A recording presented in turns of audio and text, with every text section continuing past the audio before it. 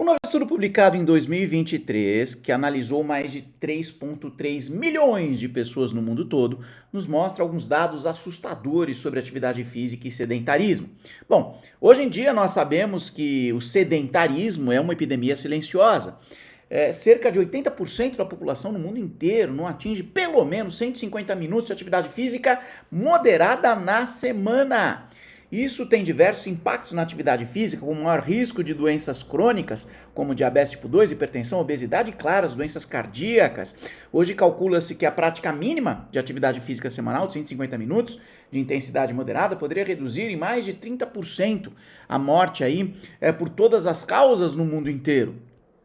Além disso, existe um impacto na saúde mental. Pessoas sedentárias apresentam maior ansiedade, mais índices de depressão e pior qualidade de vida. E claro, com a idade, a menor funcionalidade, tem mais dor no dia a dia, se sente mais cansado. E com o passar dos anos, quando se atinge lá a terceira idade, essa pessoa começa a perder autonomia e precisa da ajuda de outras pessoas. E é claro, como eu já falei, o sedentarismo ele aumenta muito o risco de mortalidade. Bom, pensando nisso, o estudo que foi publicado em 2023 analisou aí, através de uma revisão sistemática e meta-análise, 21 outros estudos que abrangeram mais de 3,3 milhões de indivíduos de 32 países do mundo. E eles compararam a aderência a um programa de treinos aeróbios junto com fortalecimento muscular, as atividades de força que envolvem força. E os dados, eles assustam. Então veja, o que a gente já sabe? Hoje, pelo menos aí 1 em cada 3 adultos e 1 em cada 5 adolescentes não atingem os guidelines de recomendação aí mínimos de atividade física na semana, ou seja, aqueles 150 minutos de atividade aeróbia de intensidade moderada na semana. Além disso, a maioria dos guidelines que nós temos hoje, eles recomendam que além da atividade aeróbia, ainda você tenha aí atividade de fortalecimento muscular,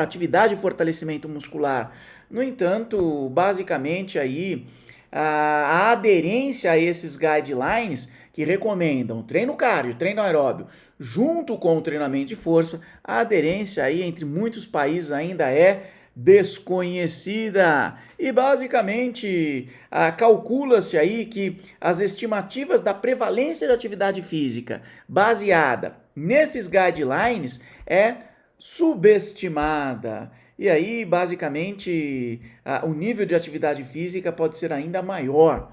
Então, esse estudo vem para tentar dar aí mais atualidade a esses números. E o que o estudo mostra? Olha só que interessante. 1 em cada 5 pessoas apenas cumpre as recomendações da Organização Mundial de Saúde, ou seja, de 150 a 300 minutos de atividade física na semana, que envolva aí o exercício aeróbio junto com o treinamento de força.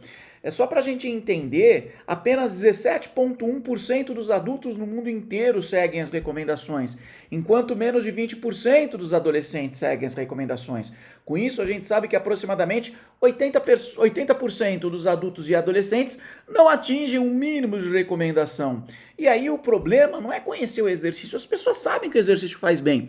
O grande problema, segundo esse estudo, é a aderência aí em longo prazo ao programa de exercício.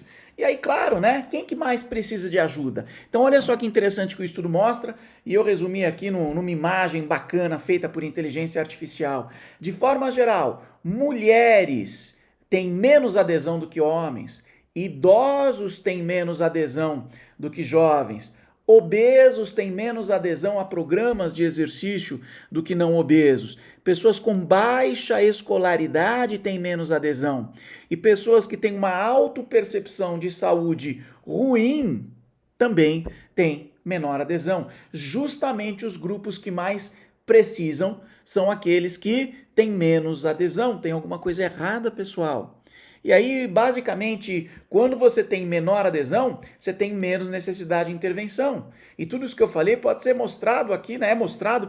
Nesse force plot aqui. Então veja, né? Você tem aqui as mulheres, quando comparadas aos homens, com menor adesão. Além disso, quanto maior aí o IMC, menor é a adesão. Então, esse é um grande problema. E quanto menor o nível educacional, menor é a adesão. E olha só que interessante, quem fuma tem menos adesão quando comparado a quem não fuma. E o autorrelato de saúde, quanto pior a autopercepção de saúde, pior é a adesão. Triste, hein? E aí, quais são os erros que a gente tem, não é? Então, veja, a maioria dos profissionais foca numa sessão perfeita, quando você tem que se focar numa adesão e consistência. O treino ele tem que ser realista para gerar mais adesão, consistência em longo prazo, melhores resultados. O melhor treino não é aquele que a internet fala que é o melhor treino é aquele que o aluno consegue manter. E aí, o papel do personal trainer, o que vocês que estão chegando agora no mercado, vocês têm que saber, ou vocês que já atuam, tem conhecimento, tem que ter conhecimento, tem que estudar. Não basta só você estudar pela internet, tem que ter estratégia de treinamento para prescrição. É importante saber de fisiologia e biomecânica? Claro que é, mas é importante também saber sobre variáveis de treinamento. E aí, é claro, tem que estudar comportamento. Cada pessoa é única. Às vezes o que um cliente gosta, o outro odeia. E é preciso criar hábitos. Os hábitos eles são mudados aos poucos. Não é de uma hora para outra você vai mudar o hábito. Começa pelo exercício 2 vezes na semana. É um bom começo. E aí, claro, tudo tem que ser mensurável. A avaliação física, a anamnese no começo é fundamental. E quando se fala nessas variáveis acima, você tem mais qualidade e longevidade. A sessão ela pode durar até 1 hora. E isso que é importante você deixá-lo claro para os alunos. A sessão do personal ela dura 1 hora, mas o comportamento tem que durar a vida inteira, o comportamento saudável. Então toma cuidado porque a gente não vende treino, a gente vende permanência. E aí, como conclusão, o que eles viram é que em 32 países analisados em mais de 3,3 milhões de indivíduos, apenas 19% dos adolescentes e 17% dos adultos trabalham aí seguindo os guidelines de treinamento aeróbio mais o treinamento de força. E essa baixa prevalência aí, esses baixos níveis de prevalência geram aí uma preocupação muito grande do ponto de vista de política pública e de saúde pública. Por isso que cabe a você, profissional de educação física, mudar esse quadro. É isso.